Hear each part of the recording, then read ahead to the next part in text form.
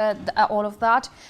We want to talk about Trump, and his return, and arguably the best return to presidential post. And we're seeing that ahead of his plans to come back to this presidency post and his oath-taking ceremony, he had signed on 200 executive orders, and he has a 100-day plan. So Trump's executive orders, when we're talking about that and combating consumer inflation, one of them is he signed a memorandum directing federal agencies to combat rising consumer inflation. So that's one of the executive orders that he'll be when he plans to as he returns to his presidency. And when we talk about oil and gas production, repealed Biden-era regulations easing oil and natural gas production, particularly in Alaska. So we're seeing that after Trump returned to office, he has repealed a lot of orders that Biden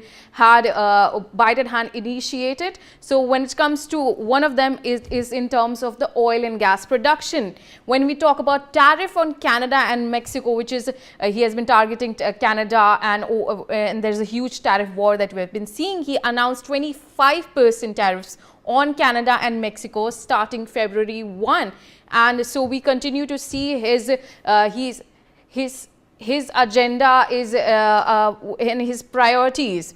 And when it comes to unspecified tariffs on China, plan additional tariffs on Chinese imports with details left unspecified.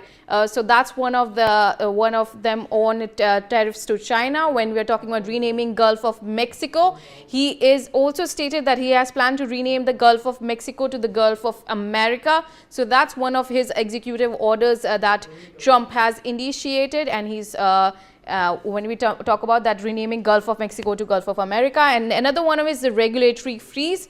He's implemented a freeze on new regulations until full government control is achieved. So one of them is the regulatory freeze that we're seeing, not just a tariff war, we're also seeing that there's a regulatory freeze.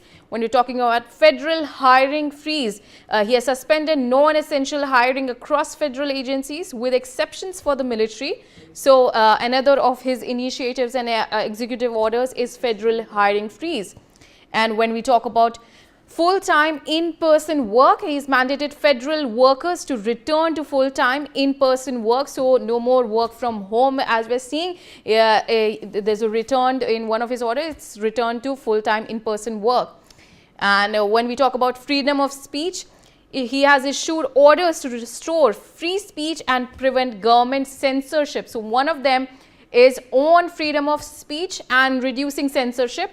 When we're talking about ending weaponization, he has directed the end of using government agencies against political opponents. So again, it also entails a freedom of expressions in political language that you're talking about. When we talk about Paris Climate Agreement, he is officially withdrew the US from the Paris Climate Agreement, and because it's not legally binding. So that's one of the things on climate action that he has taken. When we talk about withdrawal from WHO, he has announced US withdrawal from the World Health Organization over pandemic handling. So the reason that he has withdrawal from WHO is due to the pandemic, how it was handled. When we're talking about addressing cost of living, he took immediate steps to address the US cost of living crisis impacting families. So US continues to struggle with the cost of living and inflation crisis that we're seeing.